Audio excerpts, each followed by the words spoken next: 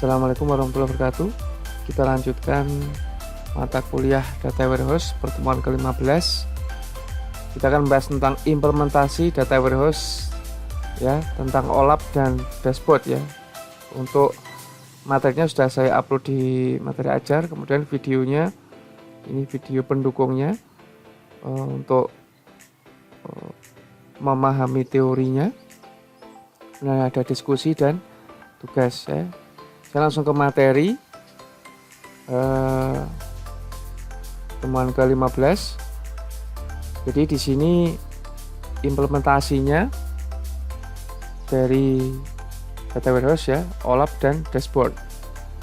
Yang pertama adalah load database Data Warehouse atau yang disebut dengan OLAP. Nah, kalau OLTP itu transaksi, kalau OLAP itu adalah analitik ya. Jadi kita load datanya ya ke lingkungan bisnis ya, berarti nanti istilahnya kita lingkungan bisnis itu tempat di mana kita akan naruh database warehouse ini ya, atau OLAP ini ya. Ini ada di praktikum Data Warehouse yang ke-15 ya. Jadi dari database itu kita munculkan di dalam bentuk pivot ya, gitu. Di praktikum itu saya menggunakan Microsoft Excel karena banyak yang menggunakan Excel ya. Sebenarnya ada alat yang lain seperti Pentaho Business Intelligence ya, atau SQL Server ya, itu sudah ada fasilitas untuk pivot ya. Nah, tapi kita gunakan Excel di situ karena itu tadi ya, banyak yang punya, kemudian user lebih familiar ya kalau dengan Excel ya. Kemudian setelah kita load, nanti kita membuat tampilan dashboardnya untuk pengguna ya. Jadi ini bisa tampilan dashboard itu bisa dari pivot menjadi grafik atau dari grafik menjadi user interface yang lebih gampang lagi ya. Jadi bisa fleksibel. Kemudian melakukan pelatihan dan pendampingan untuk penggunaan sistem Data Warehouse ya. Di sini kita bisa melakukan training ya kepada operator atau admin bagaimana cara menggunakannya, kemudian bagaimana cara membaca datanya ya. Ya tentunya lewat dashboard ya, karena si operator itu nanti tinggal klik, tidak perlu lagi banyak ngetik ya, tinggal klik kemudian melihat hasilnya, grafiknya berubah dan seterusnya. Berikutnya adalah menyediakan fitur backup, recovery, dan security. Jadi bagaimana kita mengamankan security, kemudian kita merecovery jika ada data baru. Kemudian fitur backup untuk membuat file cadangan jika ada atau terjadi sesuatu yang tidak diinginkan. Di sini backup dan recovery berkaitan dengan database OLAP-nya atau database Data Warehouse. Kemudian security database ya, OLTP biasanya, dan database OLAP-nya. Jadi itu juga perlu security juga, kita kasih security ya. Kemudian dashboardnya ya, karena ini kita bisa kasih password login atau security key ya untuk dashboardnya. Jadi tidak semua orang nanti bisa mengakses dashboard ya. Bahkan nanti jika diperlukan dashboard ini itu langsung ke pemilik usaha. Jadi si pemilik pengusaha atau pimpinan bisa langsung melihat dalam bentuk grafik dan data, angka ya, tinggal klik itu nanti bisa langsung tampil sesuai dengan yang diinginkan. Itu. Kemudian sebelum membuat pivot ya, syaratnya adalah semua tabel dalam database OLAP atau database Data Warehouse itu harus diisi, sudah harus diisi ya. Jadi kalau ada yang kosong nanti akan menimbulkan atau memberikan informasi yang tidak valid atau membingungkan. Di database itu ada dimensi waktu, ini sudah juga harus terisi, kemudian dimensi tertentu yang terkait ya, dan seterusnya ini. Kemudian tabel fakta yang juga penting ya, karena intinya nanti sumber datanya, angkanya di sini ya, berdasarkan dimensi yang terkait. Kemudian membuat pivot ada di seperti yang sudah saya jelaskan di awal tadi, ada di praktikum data warehouse ke-15 yang membuat query untuk mengambil data dari OLAP-nya, kemudian kita buat pivot dari query-nya. Ya, jadi buat query dulu, kemudian dari query itu digunakan untuk menampilkan data yang kemudian dibuat pivotnya. Ya, jadi query OLAP-nya nanti isinya adalah menampilkan data dari semua tabel dimensi dengan tabel faktanya ya, menggunakan join tabel ya. Join tabel berdasarkan surrogate key ya. Jadi ini salah satu fungsinya. SK itu adalah sebagai feed penghubung antara dimensi dengan fakta yang kita gunakan ya.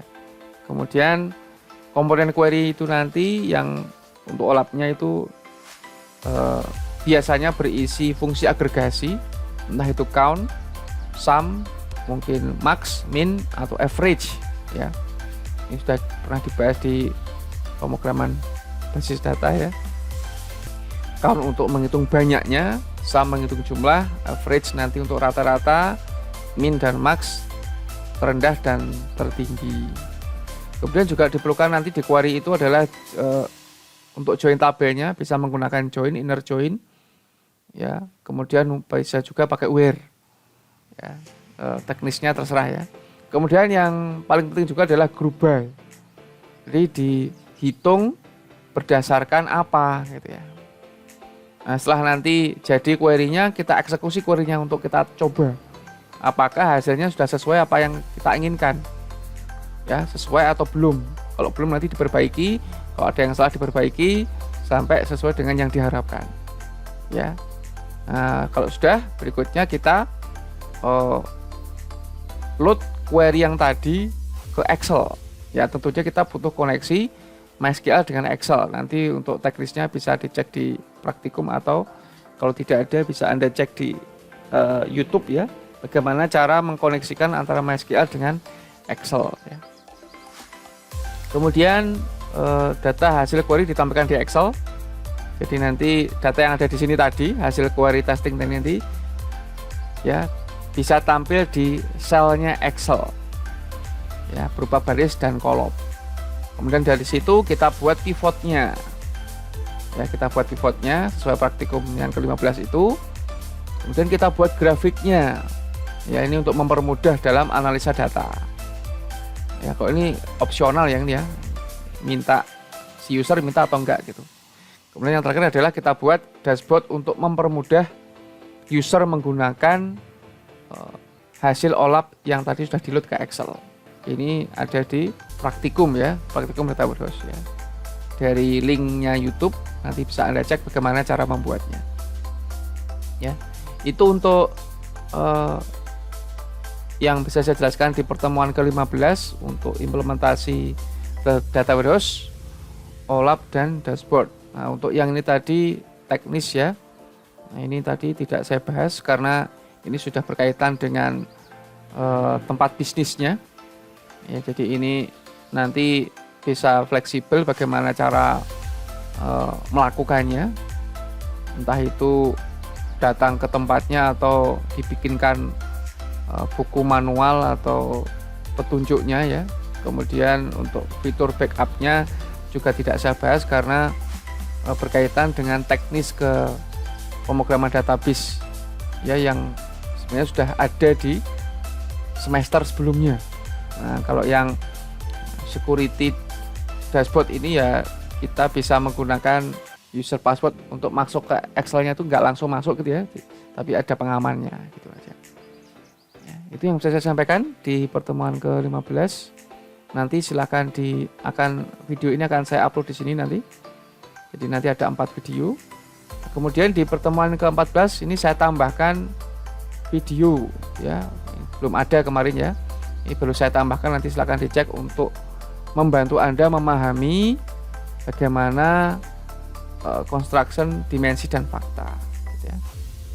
Kemudian berikutnya adalah nanti akan ada UAS, nanti akan saya kabari segera bagaimana UAS untuk teorinya. Kalau prakteknya kemarin sudah saya sampaikan ya. di praktikum data warehouse itu ada di sini, nanti silahkan dicek ya. Kalau belum ada berarti nanti silahkan ditunggu sampai muncul ya, Senin insya Allah ya. Nah, nanti waktunya nggak lama, seminggu mungkin ya, nanti silahkan dibaca ya UASnya seperti apa. Ini untuk yang praktikum ya, kalau yang teori belum saya tentukan. Nah, ya. Nanti silahkan diikuti, dilengkapi diskusi dan tugasnya ya. Saya ambil nilainya juga dari situ ya, selain juga presensi. Itu yang bisa saya sampaikan, semoga bisa dipahami. Terima kasih atas perhatiannya. Saya Christian, Assalamualaikum warahmatullahi wabarakatuh.